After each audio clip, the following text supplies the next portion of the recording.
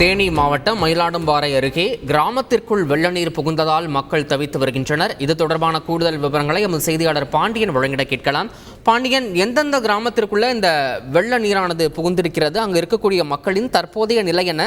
அவர்கள் பாதுகாப்பான இடத்திற்கு வெளியேற்றப்பட்டு விட்டார்களா? இது தொடர்பான முழு விவரங்கள் பாண்டியன். வணக்கம். தேனி மாவட்டம் முழுவதும் நேற்று இரவு முதல் பரவலாக பலத்த மழை பெய்து வருகிறது. நேற்று இரவு தொடங்கிய மழை இன்று மதியம் 3 மணி வரை நீடித்தது. இடைவிடாது பெய்த மழையின் காரணமாக வைகை ஆற்றில் வெள்ளப்பெருக்கு ஏற்பட்டது. ஆற்றின் இரு கரைகளையும் தொட்டபடி தண்ணீர் ஆர்ப்பரித்து வந்தது. இது தவிர வைகை ஆற்றின் அனைத்து கிளை ஓடைகளிலும் வெள்ளம் வந்தது. மயிலாடும்பாறை அருகே உள்ள சுக்கான் ஓடையில் ஏற்பட்ட வெள்ளம் பெருக்கெடுத்து வந்தது. அந்த ஓடை தண்ணீர் அதே பகுதியில் உள்ள பெரியகுளம் கண்மாயில் திருப்பிவிடப்பட்டிருந்தது. அதிகமான தண்ணீர் வந்த காரணத்தினால் பெரியகுளம் கண்மாய் நிரம்பி தண்ணீர் மறுகால் பாய்ந்தது.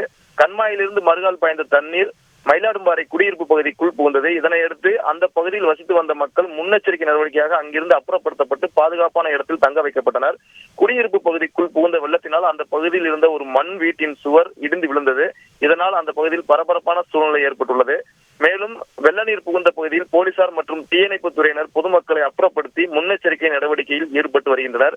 வைகை ஆற்றில் ஏற்பட்ட வெள்ளப்பெருக்கினால் வைகை அணைக்கான நீர்வரத்து மேலும் அதிகரித்துள்ளது. இதன் காரணமாக அணையிலிருந்து இன்று இரவு கூடுதல் உபரி நீர் திறக்க வாய்ப்புள்ளதாக பொதுப்பணித்துறை அதிகாரிகள் எச்சரிக்கை விடுத்துள்ளனர். விவரங்களுக்கு நன்றி பாண்டியன். செய்திகளை உடனுக்குடன் தெரிந்து கொள்ள உடனே சப்ஸ்கிரைப் பண்ணுங்க.